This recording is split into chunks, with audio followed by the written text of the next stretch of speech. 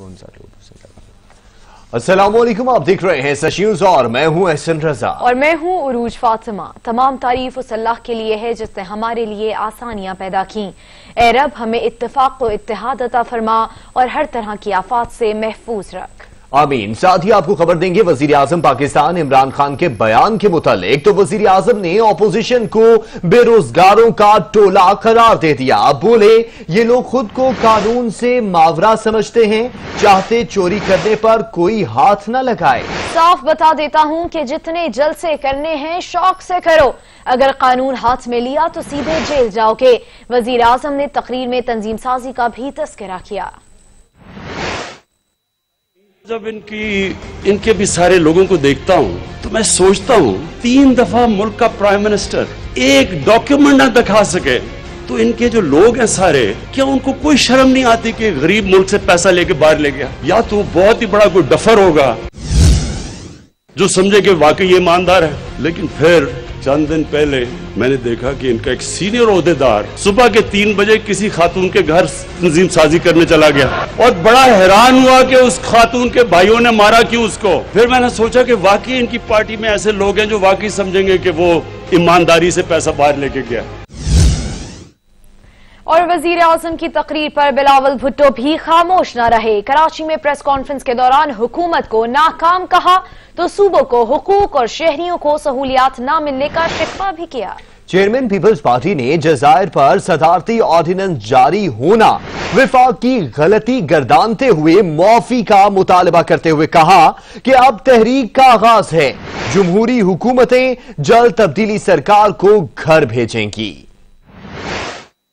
अपने रात के अंधेरों में एक ऑर्डिनेंस के तहत हमारे आइलैंड्स पे कब्जा करने की कोशिश की। मेरा पहला मुतालबा है कि उनको अपना गैर आईनी, गैर जमहूरी ऑर्डिनेंस को फौरन वापस लेना चाहिए। ये गैर जमहूरी रवैया है। आप अपना मुखालिफिन के भुग्स में आपके इंतकामी सियासत पे उतर आते हो। आटा को बहरान हो, वीट का बहरान हो, शुगर के प्राइसेस को देखे, खाने पीने के आशिया को देखे। इस हुकूमत ने हमारे अवाम को दीवार से लगा दिया है। एनएफसी शहर नहीं देती, हर सूबा को अपना हिस्सा नहीं मिल रहा है। हर सूबा में इस वफाकी हुकूमत का नालायकी का नुकसान हो रहा है। अब इनकी गिनती शुरू हो चुकी है और इंशाअल्लाह ताला सारे जो इस मुल्क के जमहूरी जमातें हैं, हम मिलके इस नालायक नाअहल हुकूमत को खत्म कर देंगे। एक जमहूरी निजाम लेकर आएंगे जिसके थ्रू हम अपने अवाम के मसाइल हल कर सकते हैं। जबकि दूसरी जानिब लंदन में मौजूद नवाज शरीफ की हुकूमत मुखालिफ तहरीक की कॉल पर वजीर आजम इमरान खान बरहम हो गए। कहते हैं मिन्नतें करके बाहर जाने वालों के तर्जुमान उन्हें इनकलाब ईरान के बानी आयतुल्लाह खुमैनी से मिलाते हैं। कोई उनसे पूछे इन दिनों का आपस में क्या मवाजना। नवाज शरीफ की बीमारियां सुनकर शीनी मजारी की आंखों से आंसू निकल आए। सोचें बीमारियां कैसी होंगी। चोरी खुद लंदन बैठा हुआ है, कारकुनों को कह रहे जनाब आप जाके आप सड़कों पर निकले और उसकी चोरी बचाएं। वो आप कीमे के नान भी खिला दें वो फिर भी नहीं निकलेंगे। क्या ये समझते हैं कि लोगों को पागल बनाया जा सकता है कि आयतुल्लाह ख़ुमैनी भी बाहर गया था? आयतुल्लाह ख़ुमैनी को बाहर जबरदस्ती बंदूक की नोक पे भेजा गया था। यहाँ मिन्नतें कर करके बीमारियां हो गई, 6 बीमारियां हो गई, 12 बीमारियां हो गई। जब वो उसकी सारी बीमारियां बताई तो मैं देख रहा था वो कैबिनेट मीटिंग में शीरीन मजारी हमारी ह्यूमन राइट्स की जो मिनिस्टर हैं, उसकी आंखों में आंसू आ गए। आयतुल्लाह ख़ुमैनी से ईरान की पब्लिक प्यार करती थी, उसके लिए हेलीकॉप्टर से लाहौर से निहारियां नहीं आया करती थी, वो थोड़ा सा दही और रोटी पे गुजारा करता था। नून लीगी रहनुमा एहसन इकबाल ने हुकूमत के बयानियों को झूठ का बुलंदा करार दे दिया।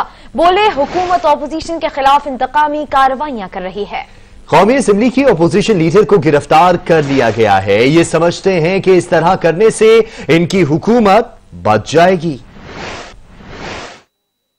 हुकूमत की जो इंतकामी कार्रवाइयां ऑपोजिशन के खिलाफ चल रही हैं, जिनके नतीजे में ये एक नई मिसाल है कि कौमी असेंबली में भी लीडर ऑफ ऑपोजिशन को गिरफ्तार करके जेल में रखा गया है और पाकिस्तान की जो सबसे बड़ी सूबाई असेंबली है उसके लीडर ऑफ ऑपोजिशन भी 16 माह से गिरफ्तार हैं।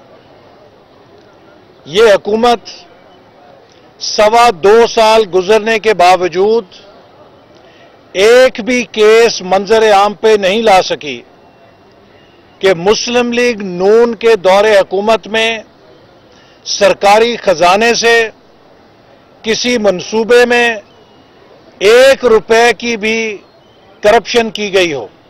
और एक मरतबा फिर वजीर आजम पाकिस्तान इमरान खान ने पाक आर्मी की कुर्बानियों को सराहते हुए कहा कि पाकिस्तान खुफिया इदारा दुनिया की टॉप एजेंसी पैसा बनाना शुरू कर दूं तो सबसे पहले ISI को पता चलेगा। वजीर आजम कहते हैं कि खुफिया इदारे से लड़ाई तब शुरू होती है जब इस इदारे को कंट्रोल करने की कोशिश करते हैं। नवाज शरीफ ISI को पंजाब पुलिस बनाना चाहता है। मुझे पाक फौज से कोई मसला नहीं। वजीर आजम ने पाक फौज की कुर्बानियों को भी सराहा। अगर मैं यहां से पैसा चोरी कर करके बाहर मनी लॉन्ड्रिंग शुरू कर दूं तो सबसे पहले हमारी ISI को पता चलेगा। क्यों पता चलेगा? क्योंकि ISI एक दुनिया की टॉप एजेंसी है। ये पाकिस्तानी फौज के ऊपर ये जो उंगलियां उठा रहे हैं, मैं इनसे सवाल पूछता हूं कि मुझे क्यों नहीं कोई प्रॉब्लम। पाकिस्तान की फौज खड़ी है पाकिस्तानी गवर्नमेंट के साथ, हर एजेंडा के साथ खड़ी है, हमें क्यों नहीं प्रॉब्लम? जिनका काम चेक और बैलेंस करना है वो सारे इदारे कंट्रोल कर लेते हैं। एक इदारा रह जाता है, उनको पता है कि पाकिस्तान ISI को सारी इनकी चोरी का पता है, अब उसको कंट्रोल करने की कोशिश होती है और उधर लड़ाई होती है। नवाज शरीफ और लीगी क़यादत की मुश्किलात में इजाफा। गद्दारी के मुकदमे की तफ्तीश के लिए कायम मुश्तरका तहकीकाती टीम ने छानबीन का आगाज कर दिया। मुल्जिमान की गिरफ्तारी का लाहे अमल CCPO तय करेंगे। ताहार इस मुकदमे में कोई गिरफ्तारी अमल में नहीं लाई गई।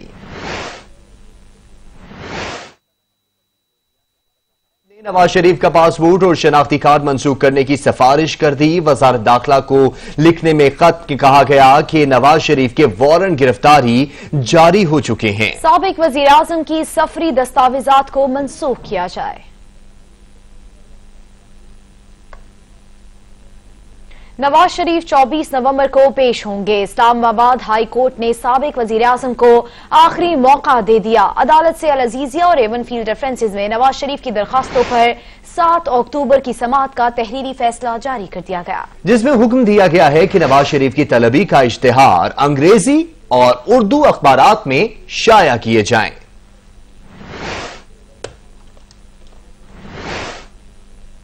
यहां पर लेंगे एक ब्रेक, हमारे साथ रहिएगा। ब्रेक के बाद बात करें नाराज लीगी रहनुमा की, तो नवाज शरीफ की मुखालिफत क्यों की? नून लीग के MPs अपने ही साथी जलील शर्कपुरी से नाला। जलील शर्कपुरी के सर पर लोटा रखने की कोशिश की गई। जलील शर्कपुरी कहते हैं कि नून लीग से खुद टिकट नहीं मांगा था। मरियम नवाज को ऐसे बेअक्लों के खिलाफ एक्शन लेना चाहिए। पार्लियामेंटी पार्टी के अंदर जाना ना जाना वो एक और बात है। रोका गया तो चलो वो एक और बात है। वो तो एक वो जब वो कहते हैं हमने निकाल दिया तो फिर वो कह सकते हैं अब आप मीटिंग में ना बैठे। वो तो अगर किसी को रोका गया है तो वो मैं समझता हूँ उसमें तो कोई ऐसी बात नहीं अंटिल कि मसला सेटल नहीं होता। और जहां तक ये जो हरकत हुई है मियां रऊफ की तरफ से, ये तो उसकी जाती एक छोटी हरकत है। मैं स्पीकर साहब को एप्लीकेशन दे रहा हूँ, जाहिर है उनके हाउस के अंदर ये हुआ है, और मुस्लिम लीग नून के जो सदर हैं हमारे राना सनाउल्लाह साहब, उनको भी मैं ये एप्लीकेशन दूंगा कि वो ऐसे मेंबर के खिलाफ एक्शन करें। और स्पीकर पंजाब असेंबली जलील शर्कपुरी की दरख्वास्त से इजहार लालमी चौधरी परवेज इलाही कहते हैं कि उनके पास कोई दरख्वास्त नहीं, वाकया ऐवान से बाहर हुआ, ये उनकी अपनी पार्टी का मामला है।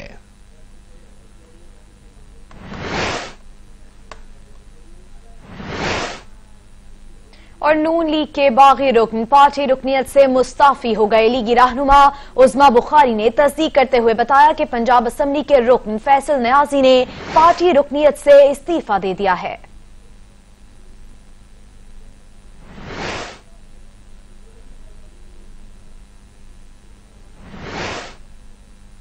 ऑपोजिशन की मुमकिन तहरीक से कैसे निपटा जाए, विफाक और पंजाब में मुशावरत का आगाज हो गया। वजीर आला से विफाकी वज़रा असद उमर और फवाद चौधरी ने भी मुलाकात की है। ऑपोजिशन की तहरीक और सियासी सूरत हाल पर मुशावरत की गई। विफाकी वजीर फवाद चौधरी ने कहा है कि नून लीग में जमहूरियत का प्रचार धोखा है, सीनियर लोग हाथ बांधकर आपका इंतजार करते हैं। ट्विटर पर ऑपोजिशन की सियासी सरगर्मियों पर रद्द-ए-अमल देते हुए फवाद चौधरी का कहना है कि दुनिया में ऐसी मिसाल नहीं मिलती कि पार्टी एक शख्स के नाम पर खड़ी की जाए। इसका मतलब यह है कि कोई पार्टी का नजरिया सिर्फ एक शख्स का जाती मुफाद है। और मनी लॉन्ड्रिंग केस में शहबाज शरीफ फैमिली के खिलाफ घेरा मजीद तंग होने लगा। सदर मुस्लिम लीग नून ने बाद और उनकी अहलिया, 2 बेटों समेत 10 अफराद के नाम ECL में शामिल कर लिए गए हैं। इकदाम की मंजूरी वफाकी काबीना ने सर्कुलेशन समरी के जरिए दी। लाहौर की एहतसाब अदालत में शहबाज शरीफ फैमिली के असासाजात मुंजमद करने के खिलाफ दरखास्त पर समाअत। अदालत ने शहबाज शरीफ के वकला को बहस का आखिरी मौका दे दिया। एहतसाब अदालत के एडमिन जज जवादुल हसन ने दरखास्त पर समाअत की। नैब प्रोसिक्यूटर आसिम मुमताज अदालत में पेश हुए। दरखास्त गुजार ने मौक़िफ इख्तियार किया कि नैब हुकाम ने हकायक के बरअक्स मेरी फैमिली के असासाजात मुंजमद किए। इंक्वायरी स्टेज पर असासाजात को मुंजमद करना कानून के बरअक्स है। इस्तता है कि अदालत असासाजात मुंजमद करने के हुक्म को कलअदम करार दे। अदालत ने शहबाज शरीफ के वकला को बहस का आखिरी मौका देते हुए समाअत 13 अक्टूबर तक मुलतवी कर दी। और बात करेंगे टिकटॉक की, तो पाकिस्तान में टिकटॉक अब फुल स्टॉप। PTA ने वीडियो बनाने और शेयर करने वाली मोबाइल ऐप पर पाबंदी लगा दी।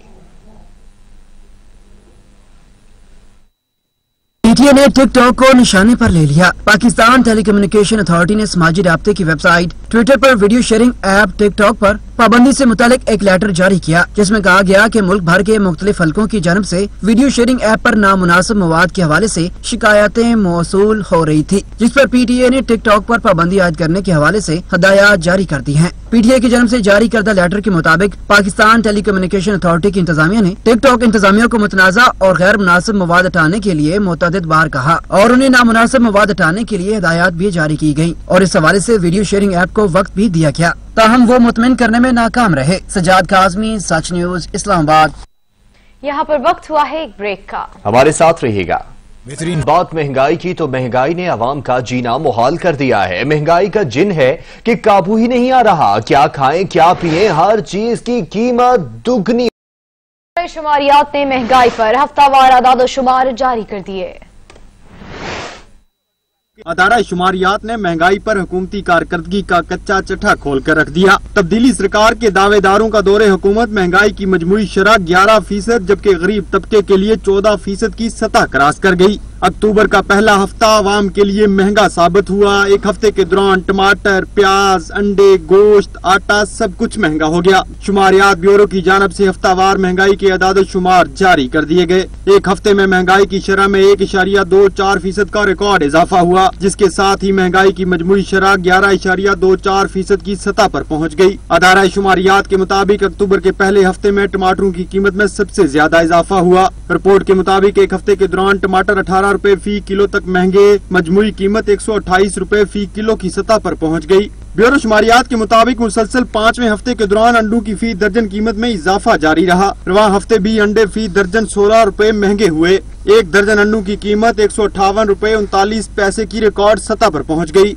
एक हफ्ते के दौरान प्याज 9 रुपए फी किलो महंगे, मजमूई कीमत 75 रुपए की सतह पर पहुंच गई। रवां हफ्ते के दौरान दाल, मांस, चीनी, गंदम का आटा, दालें, चावल, ताज़ा दूध, दही, कुकिंग ऑयल, साबुन सब महंगे हो गए। सरकारी अदारे की रिपोर्ट के मुताबिक आटे का 20 किलो का थैला 1044 रुपए की रिकॉर्ड सतह पर पहुंच गया है। रिपोर्ट के मुताबिक रवां हफ्ते के दौरान 24 अशिया जरूरिया की कीमतों में इजाफा, 4 में मामूली कमी रिकॉर्ड की गई। एक हफ्ते के दौरान महंगाई की मजमूई शरह 11.28%। अदारा शुमारियात के मुताबिक 17,000 माहाना कमाने वालों के लिए महंगाई की शरह 14.73% की रिकॉर्ड सतह पर पहुंच गई है, जबकि 17 से 23,000 माहाना कमाने वालों के लिए महंगाई 14.54%। इसी तरह से 23 से 29,000 कमाने वालों के लिए महंगाई की शरह 13.05% की सतह पर पहुंच गई है। कामरान चौधरी, सच न्यूज, इस्लामाबाद। और लाहौर में भी चक्की मालिकान ने आटे की कीमत में इजाफा करके आवाम की मुश्किलात में इजाफा कर दिया है। शहर और गिरदोनवा में आटे की कीमत 80 से 85 रुपए तक पहुंच गई।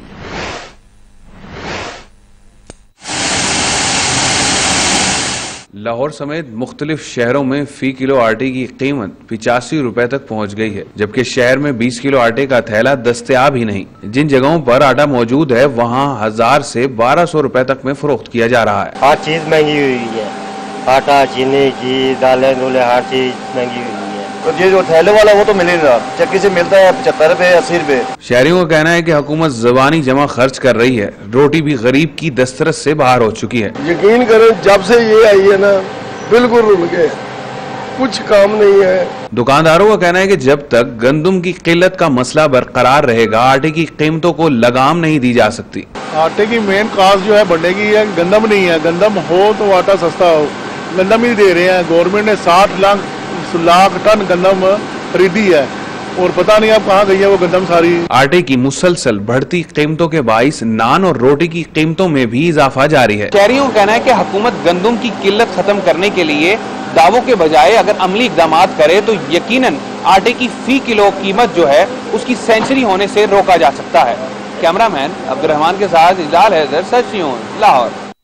मुल्क में गंदम का कोई शॉर्टफॉल नहीं। वफाकी वजीर खुराक फखर इमाम की chairman Pakistan flour mill association से मुशावरत हुई। सैयद फखर इमाम कहते हैं कि गंदम की पैदावार 25.2 मिलियन टन हुई। पंजाब में 29,58,310 टन गंदम मौजूद है, जबकि सिंध में 12,59,395 और खैबर पख्तूनख्वा में 84,567। बलोचिस्तान की बात करें तो 65,082 टन गंदम वहां पर मौजूद है।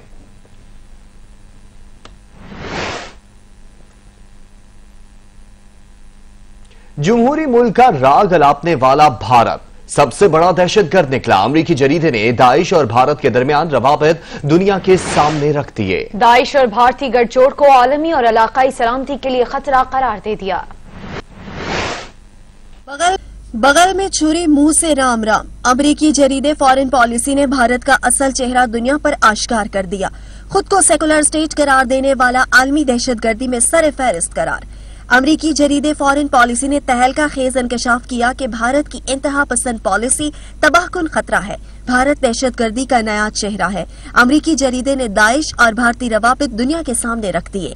दाइश और भारतीय गठजोड़ आलमी और इलाकाई सलामती के लिए खतरा करार दे दिया। अमरीकी जरीदा लिखता है कि भारतीय दहशतगर्दी की स्टोरी तारीखी तौर पर दुनिया की नजरों से ओझल रही। भारत की इंतहा पसंद पॉलिसी दुनिया के लिए तबाहकुन खतरा है। भारतीय दहशतगर्दी का नोटिस न लिया गया तो इसके दुरुस्त असरात होंगे। दाइश के अफगानिस्तान में जेल पर हमले ने उभरते खतरात को बढ़ावा दिया। मुख्तलिफ ममालिक में हमलों की नई लहर में भारतीय सरपरस्ती नया मोड़ ले रही है। जरीदे में मजीद कहा गया कि भारत दाइश गठजोड़ की कार्रवाइयों में श्रीलंका में ईस्टर पर बम धमाके शामिल हैं। 2017 में नए साल के मौके पर तुर्की क्लब पर हमला दाइश और भारतीय गठजोड़ का हाथ था। 2017 में न्यूयॉर्क और स्टॉकहोम हमले ने दुनिया को शशतर कर दिया। अमरीकी जरीदे में कहा गया भारत का दहशतगर्दी में मुलविस होना कोई नई बात नहीं। भारत दरअसल तालिबान के नजरियात को फरोग देने में एक जड़ और बुनियाद की हैसियत रखता है। कश्मीर में भी भारत में मौजूद इन्हीं अनासर ने किरदार अदा किया। भारतीय दहशतगर्द ग्रुपों की सरपरस्ती के भारत, पाकिस्तान, अफगानिस्तान में नेटवर्क से रवाबित के सबूत हैं। इन हमलों की प्लानिंग में भारतीय हाथ इंतहाई परेशान कुन है। भारत ने नौजवानों को इस्तेमाल करके इंतहा पसंदी को फरोग दिया। इंतहा पसंद मोदी सरकार ने नाम नेहाद सेक्युलर भारत का पर्दा चाक कर दिया। मुसलमानों की तरह तमाम अकलियतें हिंदुओं के निशाने पर आ गईं। भारत के बाज इलाके अकलियतों के लिए जहन्नुम बन चुके हैं। उधर हुकूमती सतह पर मुसलमानों के तारीखी मकामात को सफाई हस्ती से मिटाने की कोशिश भी जोर पकड़ गई है। भारत में इंतहा पसंद फिर बेलगाम हो गए। सरकारी सरपरस्ती में अकलियतों को निशाना बनाना मामूल बन गया। भारत में अकलियतों के खिलाफ पाई जाने वाली इंतहा पसंदी बरसों से हुकूमत की सरपरस्ती में परवान चढ़ रही है। इंतहा पसंदों की अकलियतों पर मजालिम पर न सिर्फ हुकूमती इदारे बल्कि आम सियासी ओहदेदार पर्दा डालते हैं। हिंदू इंतहा पसंदी की इंतहा तो ये है कि उत्तर प्रदेश में वजीर आला के राज में उनकी कुर्सी और सोफा का रंग पहले नारंगी हुआ, फिर सरकारी इमारतों में भी यही रंग चढ़ा और बरेली के मशहूर मुस्लिम कॉलेज को भी इसी रंग में रंग दिया किया गया। यही नहीं, उन्होंने अहमदाबाद का नाम बदलने समेत कई अहम तारीखी इमारतों को भी गिराने का ऐलान किया है। इसमें मोदी सरकार की उन्हें मुकम्मल सपोर्ट हासिल है। दूसरी जानिब गाय के खिलाफ मुहिम के दौरान अब तक इंतहा पसंदों ने अपनी अदालतें लगाई हुई हैं। ईसाइयों के मजहब बदलने से लेकर दलितों को बदतरीन रियासती जबर का सामना है। भारतीय इश्तियाल अंगेज बयानात इलाकाई अमन के लिए खतरा है। पड़ोसी मुल्क बालाकोट और लद्दाख वाला हशर याद रखे, मिस एडवेंचर हुआ तो दंदान शिकन जवाब देंगे। पाकिस्तान ने खबरदार कर दिया। तर्जुमान दफ्तर खारजा जाहिद हफीज चौधरी कहते हैं कि भारतीय जासूस को तीसरे कौंसल रसाई दी, भारत ने जवाब न दिया। While it is ironic that certain senior Indian political and military leaders continue to make a career out of issuing provocative statements against Pakistan at the cost of putting regional peace and security as well as India's own security at risk. While making such braggadocio, the Indian Air Force Chief must not forget India's defense limitations, so embarrassingly exposed to the world, first during the misadventure in Balakot and more recently in Ladakh. यहाँ पर वक्त हुआ है एक break का, हमारे साथ रहिएगा। ब्रेक के बाद आलमी मंजरनामे से खबर दें तो फलस्तीन के मजलूम मुसलमानों पर मजालिम ढाने वाले बदउन्वान सेहूनी वजीर आजम की बरतरफी का मुतालबा शिद्दत इख्तियार करने लगा। मकबूजा फलस्तीन के हजारों सेहूनियों ने नेतन्याहू के खिलाफ मुजाहरा किया। तेल अवीव में हजारों मुजाहिरीन ने जमा होकर इसराइल में कोरोना वायरस रोकने में नाकामी, मकबूजा सरजमीन की तबाह सूरत हाल और माली बदनामियों में मुलव्वस नेतन्याहू के खिलाफ मुजाहरा किया। इस दौरान मुजाहिरीन और पुलिस में झड़पें भी हुई और सेहूनी रियासत की अदालत ने 21 नवंबर को माली बदउन्वानी इख्तियारात के नाजायज इस्तेमाल और धोखाधही के इल्जामात के तहत सेहूनी वजीर आजम नेतन्याहू पर बाज़ाब्ता फर्द जुर्म भी आयद कर दी है। रवां साल अमन का नोबेल इनाम अक़वाम मुत्तहिदा के वर्ल्ड फूड प्रोग्राम को दिया गया है। वर्ल्ड फूड प्रोग्राम को अवार्ड भूख से निपटने की कोशिशों पर दिया गया है। रवां साल अमन के नोबेल इनाम के लिए 211 अफराद 107 मुख्तलिफ तंजीमों के नाम जमा कराए गए थे। इस साल अमन के नोबेल अमन इनाम के लिए मजमूई तौर पर 318 नामजदगियां शामिल थी। न्यूजीलैंड की वजीर आजम जेसिंड्रा और अमरीकी सदर डोनाल्ड ट्रंप को भी अमन के नोबेल इनाम के लिए नामजद किया गया था। दीगर नामों में black live matter movement, committee to protect journalist, reporter without borders, यूरोपीय यूनियन और अक़वाम मुत्तहिदा की तंजीम बराए मुहाजिरीन को भी शामिल किया गया था। स्वीडन की कमसिन लड़की ग्रीता थुनबर्ग को भी अमन के नोबेल इनाम के लिए नामजद किया गया था। गुज़श्ता बरस अमन का नोबेल इनाम इथियोपिया के वजीर आजम अली अहमद अबी को दिया गया था। और अब आपको खेल के मैदान से खबर दें तो पाकिस्तान क्रिकेट बोर्ड ने पाक जिम्बाब्वे सीरीज के वेन्यू की फहरिस्त से मुल्तान को निकाल दिया है। जराये के मुताबिक पीसीबी ने पाक जिम्बाब्वे सीरीज के लिए लाहौर को दूसरे वेन्यू की हैसियत से फहरिस्त में शामिल कर लिया है। जराये के मुताबिक पीसीबी ने वेन्यू में तब्दीली के बारे में जिम्बाब्वे को आगाह किया और उन्हें एतमाद में ले लिया है। मुल्तान में पाक जिम्बाब्वे सीरीज के 3 मैचेस शेड्यूल थे। पीसीबी की तरफ से मुल्तान से मैचेस की लाहौर मुंतकिली जिले हुकूमत के पैसे मांगने पर हुई है। जराये के मुताबिक मुल्तान की जिले इंतजामिया ने पाकिस्तान क्रिकेट बोर्ड से 3 बैनुल-अक़वामी मैचों के लिए 20 करोड़ रुपए किराया मांगा था। दूसरी तरफ पीसीबी ने पाक जिम्बाब्वे सीरीज के 3 मैचेस की मुल्तान से लाहौर मुंतकिली के फैसले पर तबसरा करने से इनकार कर दिया है।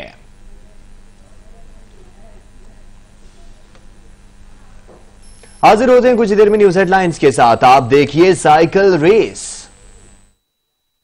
Not as much of a fight as expected to get in that break. 3 at the thought, Bora Hansko decided to go to work.